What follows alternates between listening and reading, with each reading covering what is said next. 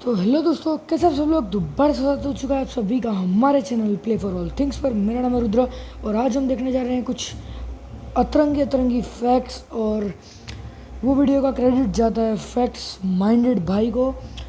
चलो बिना किसी टाइम वेस्ट के अपने वीडियो को स्टार्ट करते हैं।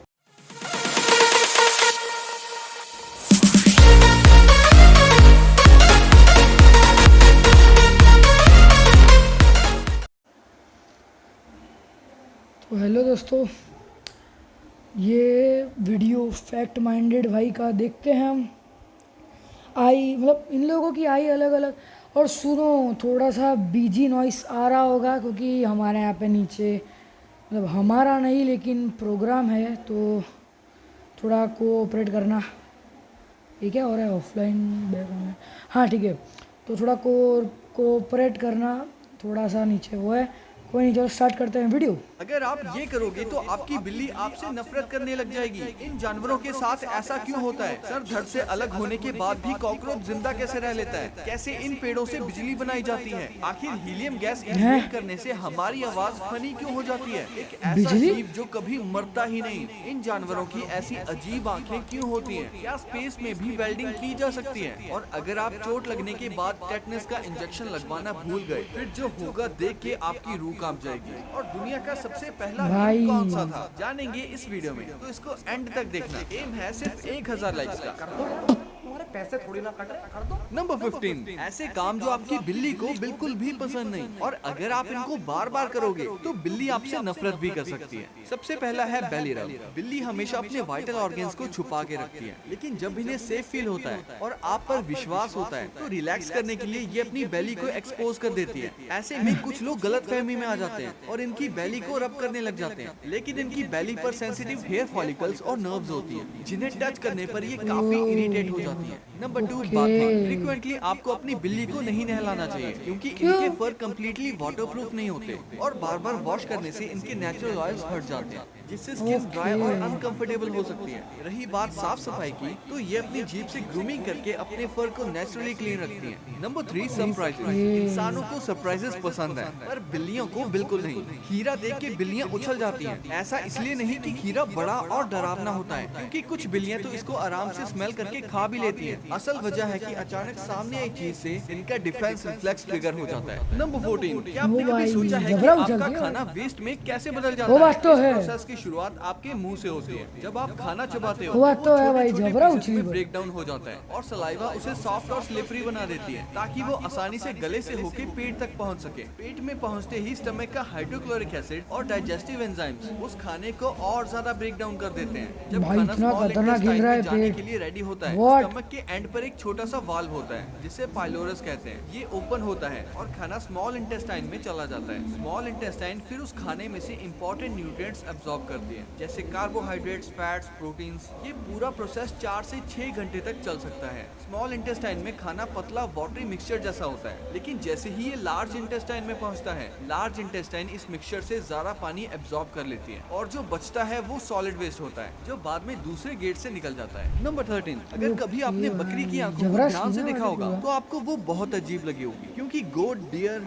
और ज़ेब्रा ध्यान की से आंखों ना की देखा प्यूपिल्स बट हॉरिजॉन्टल होती हैं, वहीं कैट, प्रॉपरली तो फॉक्स देखा और नहीं। स्नेक हाँ की ये वर्टिकल देखो, प्यूपिल्स कैट होती की हैं और देखी है, टाइगर जैसे स्नेक की शिकारी देखी जानवरों है की और प्यूपिल्स टाइगर की। राउंड होती हाँ हैं। लेकिन इतना वो डिफरेंस अपन का ऐसा तो क्यों? देखो, वही प्रे क्यों एनिमल्स क्यों? जो शिकार बनते हैं उन्हें अपना सिर नीचे झुकाकर घास खाते वक्त आसपास के एरिया पर भी नजर रखनी होती है ताकि वो शिकारी जानवरों से बच सकें। और इसी वजह से गोट अपनी आंखों को काफी हद तक रोटेट भी कर सकती हैं, जिससे उन्हें लगभग 320 से 340 डिग्री तक का वाइड व्यू मिलता है, जो हॉरिजॉन्टल प्यूपल की वजह से पॉसिबल होता है। वहीं कैट्स छोटे What? शिकारी होते हैं, उन्हें ज्यादा क्लोज रेंज हंटिंग में प्रिसीजन चाहिए होता है, इसीलिए उनकी वर्टिकल प्यूपिल्स लाइट को कंट्रोल करके डेप्थ और रात में क्लोज ऑब्जेक्ट्स को बेटर फोकस करने में मदद करती हैं। अब बात करें टाइगर जैसे बड़े प्रेडेटर्स की, तो उनके पास राउंड प्यूपिल्स होती हैं जो डिस्टेंस और मोशन डिटेक्ट करने में सबसे ज्यादा इफेक्टिव मानी जाती हैं। इससे उन्हें दूर की मूवमेंट नोटिस करने में एडवांटेज मिलता है। नंबर 12, ये एक ऐसी ऐसी मशीन है जो चूहों की कब्र खोद देती है। दरअसल चूहे जमीन के नीचे बहुत बड़ा नेटवर्क बना लेते हैं जिसे खत्म करना बहुत मुश्किल होता है। इसीलिए चूहों का जनाजा निकालने के लिए इस रोडेनेटर मशीन का इस्तेमाल किया जाता है। सबसे पहले चूहों की बिल में इसकी रॉड को अंदर तक घुसाकर प्रोपेन और ऑक्सीजन गैस के मिक्सचर को चूहों के घर में भर दिया जाता है और फिर एक बटन दबाते ही गैस इग्नाइट होती है और चूहों के घर में जोरदार धमाका होता है, जिससे सारे चूहे अंदर ही दफन हो जाते हैं बिना कफन के। ओ नंबर 11। बेचारे। बेटा ब्रेकफास्ट में फ्रूट्स सॉरी नहीं।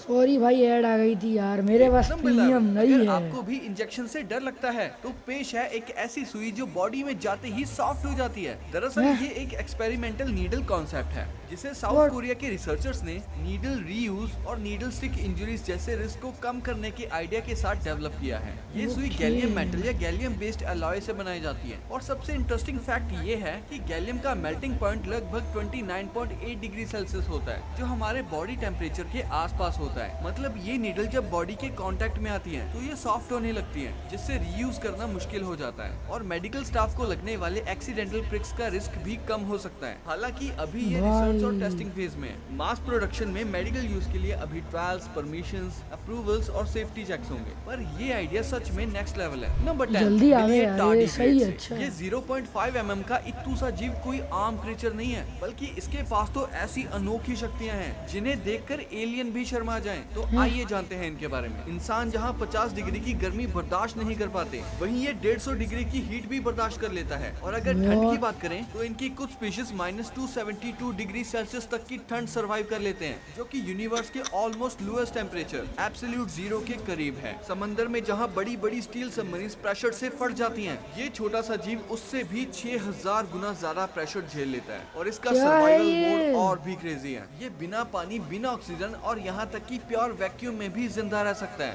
सोलर रेडिएशन भी इसका कुछ नहीं बिगाड़ पाती। 2007 क्या में है साइंटिस्ट ने ये? इसे स्पेस में What? वैक्यूम और रेडिएशन में एक्सपोज किया था। ये वहाँ भी जिंदा रहा और कुछ ने तो स्पेस में बेबीज तक प्रोड्यूस कर दिए। इस दुनिया की मास एक्सटिंक्शंस में जहाँ डायनासोर्स तक खत्म हो गए, ये टार्डीग्रेड वहाँ भी बच गया। और जब इसको खाना, पानी, ऑक्सीजन की भारी कमी होती है तो ये अपनी बॉडी को टून स्टेट में डाल लेता है। ये टार्डीग्रेड्स का सर्वाइवल मोड होता है। इस स्टेट में ये क्रिएचर ऑलमोस्ट डेड जैसा लगता है, पर ये एक्चुअली जिंदा होता है। इस स्टेट में ये बिना सांस लिए 100 साल तक सर्वाइव कर सकता है और जैसे ही कंडीशंस नॉर्मल होती हैं, ये अंडरटेकर की तरह फिर जिंदा हो जाता है। और इतने पावरफुल होने के बावजूद इनकी नॉर्मल लाइफ सिर्फ 3 से 30 महीने की होती है और कोई स्पीशीज तो करीब 2 साल तक जिंदा रहती है। लेकिन अब सवाल ये है कि ये मरते कैसे हैं? अपनी उम्र पूरी करके ये नेचुरली भी मर सकते हैं और इन्हें इन तरीकों से मारा भी जा सकता है। नंबर 9, कभी-कभी क्या था ये मतलब दुनिया के सबसे खतरनाक व्हाट?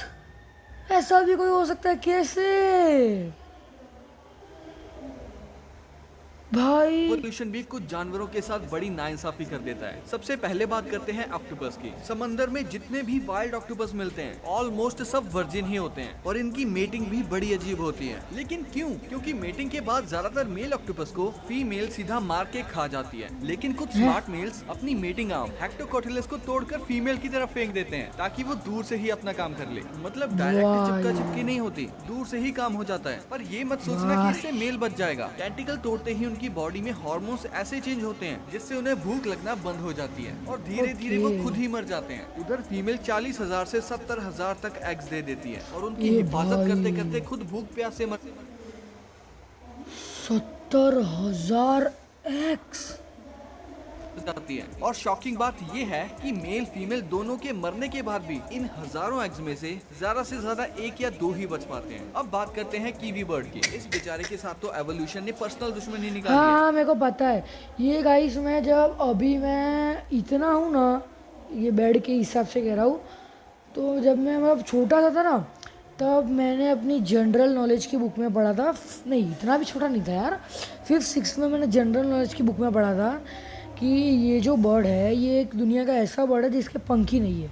इस चिड़िया का इतना बड़ा एग होता है कि सुन के ही चीख निकल जाए, क्योंकि कीवी का एग उसके बॉडी वेट का 25% होता है। इतना बड़ा कि उसके सारे ऑर्गन साइड शिफ्ट हो जाते हैं। स्टमक और लंग्स इतने ज्यादा दब जाते हैं कि कीवी मुश्किल से ही खाना खा पाती है और मुश्किल से ही सांस ले पाती है। बावजूद इसके कीवी इतना बड़ा एग देती है कि उसका कंपैरिजन ऑस्ट्रिच के एग के साथ किया जाता है। हालांकि ऑस्ट्रिच का एग बड़ा होता है, लेकिन अगर बर्ड के साइज के हिसाब से देखा जाए तो कीवी बर्ड सबसे बड़ा अंडा देती है। नंबर 8, विदेशों में अब सिर्फ पेड़ ऑक्सीजन नहीं, साथ में बिजली भी बना रहे हैं, जिससे मोबाइल फोन तक चार्ज हो जाते हैं। पर कैसे? इस ट्री जनरेटर को बनाते वक्त एक प्लास्टिक पाइप पे कॉपर की कॉइल्स लगाई जाती हैं। फिर फैराडे की इलेक्ट्रोमैग्नेटिक इंडक्शन के रूल के हिसाब से जब इन कॉपर कॉइल्स के पास मैग्नेट वाली रॉड मूव करती है तो बिजली जनरेट होती है। इस रॉड को फास्ट मूव करने के लिए गियर सिस्टम लगाया जाता है और ऊपर से इसको ट्री की ब्रांचेस से रोप से कनेक्ट कर दिया जाता है। अब जब पेड़ हवा से हिलता डुलता है तो ऊपर वाली मूवमेंट से मैग्नेट वाली रॉड चलती रहती है और नीचे का जनरेटर लगातार इलेक्ट्रिसिटी प्रोड्यूस करता रहता है। ये सिस्टम सिंपल भी है, बैटरी या फ्यूल नहीं मांगता और एनवायरमेंट के लिए भी बिल्कुल सेफ है। नंबर 7, अगर कभी किसी कब्र के चारों तरफ आपको बर्ड्स चक्कर लगाते दिख जाएं, तो ये मत सोचना कि उधर कोई काला जादू चल रहा है, क्योंकि असल बात तो कुछ और ही होती है। ज्यादातर लोग ये समझ लेते हैं कि ये टर्की बर्ड्स कोई अजीब रिचुअल कर रहे हैं, लेकिन सच्चाई ये है कि टर्की या टर्की वल्चर जैसे बर्ड्स ऐसा क्यूरियोसिटी, स्मेल या आसपास कुछ अनयूजुअल फील होने पर करते हैं। कई बार ये डेड एनिमल्स की बदबू या ग्राउंड वाइब्रेशंस चेक कर रहे होते हैं और कभी कभी तो बस कंफ्यूजन में ही घूमते रहते हैं कि यहाँ चल क्या रहा है। जैसे अभी ये पेड़ के चारों तरफ घूम रहे हैं, शायद सोच रहे होंगे कि भाई ये पेड़ कहाँ से आया। अब इन बेचारों को कौन समझाए, कुछ राज राज ही रहने देने चाहिए। नंबर 6, सर धड़ से अलग होने के बाद भी हाँ, ये मैंने बहुत सुना है कि जो कॉकरोच एक ऐसे एनिमल्स या फिर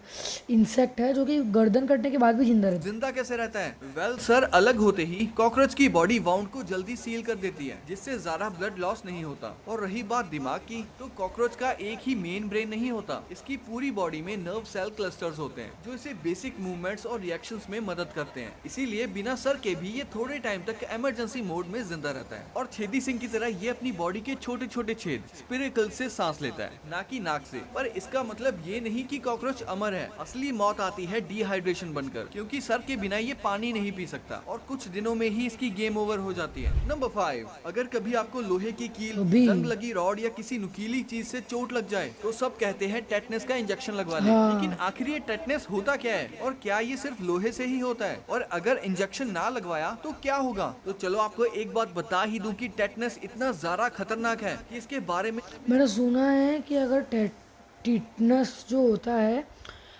उसका असर भले ही जल्दी नहीं पर 50, 40, 30, 60 साल बाद भी होता है। सोच के ही आपकी रूह कांप जाएगी। पहले एक मिथ क्लियर करते हैं, सिर्फ लोहे से नहीं होता। असली विलेन है क्लॉस्ट्रीडियम टेटनी बैक्टीरिया, जिसके स्पोर्स मिट्टी, धूल और रस्टी मेटल पर आम मिलते हैं। जब चोट लगती है तो ये बैक्टीरिया वाउंड के थ्रू बॉडी में एंटर कर जाता है। बॉडी में घुसते ही ये बैक्टीरिया टेटनोस्पेसिमिन टॉक्सिन रिलीज करता है, जो सीधा नर्वस सिस्टम और मसल्स पर अटैक करता है। शुरुआत होती है जॉ लॉक से, मतलब तुम्हारा जबड़ा एक जगह जम जाता है, हिलता और पूरी बॉडी की मसल्स टाइट हो जाती हैं और सिचुएशन काफी पेनफुल हो जाती है। बॉडी इतनी जोर से अकड़ती है कि मसल्स के झटके से हड्डियां तक फ्रैक्चर हो सकती हैं। जैसे जैसे इन्फेक्शन बढ़ता है, sweating, fever, BP up down जैसी प्रॉब्लम्स आती हैं और लास्ट स्टेज में मसल्स इतनी अकड़ जाती हैं कि इंसान सांस तक नहीं ले पाता और उसकी मौत हो जाती है। तो छोटी सी चोट भी रिस्की हो सकती है, इसीलिए चोट लगने पर टेटनस की वैक्सीन लगवाना कंपलसरी है, वरना क्या होगा वो मैं आपको बता ही चुका हूँ। नंबर 4, क्या स्पेस में वेल्डिंग हो सकती है? हाँ, हो सकती है, पर धरती जैसी नहीं। धरती पे हम मेटल को हीट या मेल्ट करके जोड़ देते हैं, पर स्पेस एक वैक्यूम है, वहाँ ना एयर है ना ऑक्सीजन। अगर स्पेस में दो बिल्कुल क्लीन मेटल सरफेसेस को आपस में प्रेस कर दिया जाए तो वो चिपक सकते हैं और इसको कहते हैं कोल्ड वेल्डिंग, और ये वैक्यूम की वजह से होता है। लेकिन ये हमेशा काम नहीं करती, क्योंकि मेटल्स का एकदम क्लीन होना मुश्किल है। इसलिए रियल स्पेस मिशंस में हीट बेस्ड वेल्डिंग जैसी इलेक्ट्रॉनिक बीम वेल्डिंग यूज होती है। कोल्ड वेल्डिंग पर पूरा डिपेंड नहीं किया जा सकता। नंबर 3, दुनिया का सबसे पहला मीम कौन सा था? मीम वर्ड पहली बार 1976 में रिचर्ड डॉकिंस ने अपनी बुक द सेल्फिश जीन में यूज यूज किया था, जहाँ मीम का मतलब था मिमेटिक,